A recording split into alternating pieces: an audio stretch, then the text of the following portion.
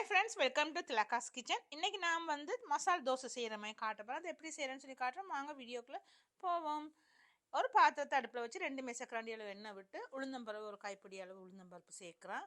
கடுகும் சேர்த்து அதில் இஞ்சி பீசஸ் சின்ன சின்னதாக கட் பண்ணி அதையும் சேர்த்து கருவேப்பிலை கொஞ்சம் சேர்த்து ஒரு வெங்காயம், பெரிய வெங்காயமாக ஒரு வெங்காயம் எடுத்துருக்குறோம். அதை நீல வாக்கில் வெட்டி அதையும் அதில் சேர்த்து இதுக்கு பச்சை மிளகாய் ஒரு சின்ன சின்னதாக அரைஞ்சி சேர்க்குறோம். 2 பச்சை மிளகாய், ஒரு 1/4 கிலோ உருளைக்கிழங்குக்கு தான்.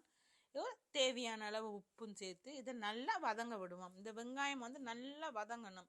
வதங்கின பிறகு நான் வந்து உருளைக்கிழங்கு நல்லா அவிச்சு வச்சிருக்கேன். 1/4 கிலோ உருளைக்கிழங்கு. இப்போ இதுக்கு வந்து தேவையான அளவு மஞ்சத்தூள் சேர்த்துருக்குறேன். இது காரத்துக்கு தனி மிளகாத்தூள் கொஞ்சமாக சேர்க்கலாம், தேவைன்னா சேர்க்கலாம், இல்லாட்டி அதை விட்டுறலாம். இப்போ இதுக்கு கொஞ்சம் தண்ணி விட்டு நான் கொஞ்சம் லூஸ் பண்ணுறேன். அந்த கிழங்கு வந்து கொஞ்சம் திக்னஸாக இருக்குது. இப்போ இந்த கிழங்கெல்லாம் நல்லா பிரட்டி எடுக்கிறேன். இந்த மசாலா வந்து கொஞ்சம் காரமாக தான் இருக்கும். அந்த தூள் பிடிக்காதவங்க அதை விட்டுறலாம், மிளகாத்தூள் பிடிக்காதவங்க.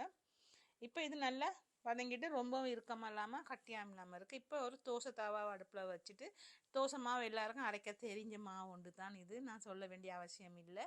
இப்போ தோசையை நல்லா நான் ஊற்றிட்டு கிறிஸ்பியாக நல்லா ஊற்றிட்டு இதில் வந்து நான் நெய்யோ நல்லெண்ணெய்யோ நான் சேர்க்கல, பட்டர்.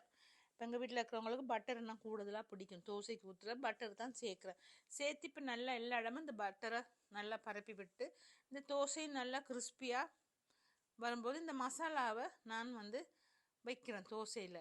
இந்த தோசை வந்து சாப்பிட்றதுக்கு கொஞ்சம் காரமாக தான் இருக்கும்.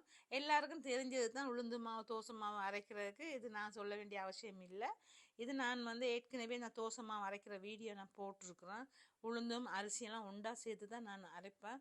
அதைத்தான் நான் அரைச்சி வச்சு இப்போ இந்த மசாலா தோசை செய்கிறேன். பாருங்கள் கிறிஸ்பியாக எப்படி வந்திருக்குன்னு. மசாலா தோசை நல்லா முறுமுறுன்னு வந்திருக்கு. நான் வேறு ஒன்றுமே சேர்க்கல, உளுந்தும் தோசை அரிசியும் பச்சை அரிசி தான் சேர்த்துருக்குறேன். இதே மாதிரி நீங்களும் செய்து பாருங்கள். இந்த ரெசிபி வந்து ஏற்கனவே நான் போட்டுக்கிறேன். அந்த தோசை மாவு அரைக்கிற மாதிரி ரெசிபி எல்லாம் சேர்த்து ஒண்டா போட்டு தான் நான் அரைப்பேன், தனித்தனியாக நான் அரைக்க மாட்டேன். இப்போ இது 2வது தோசை நான் வாத்துறேன்.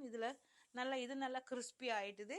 இதுலேயும் நல்லா மசாலா நான் செய்து வச்ச மசாலாவை போட்டு தோசையை சாப்பிட்டு இதுக்கு ஒரு சட்னி அரைச்சிருக்கிறேன்.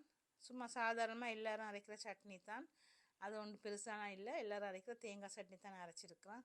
இப்போ இந்த தோசை மசாலா தோசை ரெடி ஆகிட்டுது. இது சரியான சிம்பிள். தோசை மாவு இருந்தால் நாங்கள் மசாலா செய்து இந்த மாதிரி மசாலா தோசை நாங்கள் வீட்டிலேயே சாப்பிடலாம், பிள்ளைகளுக்கு செய்து கொடுக்கலாம்.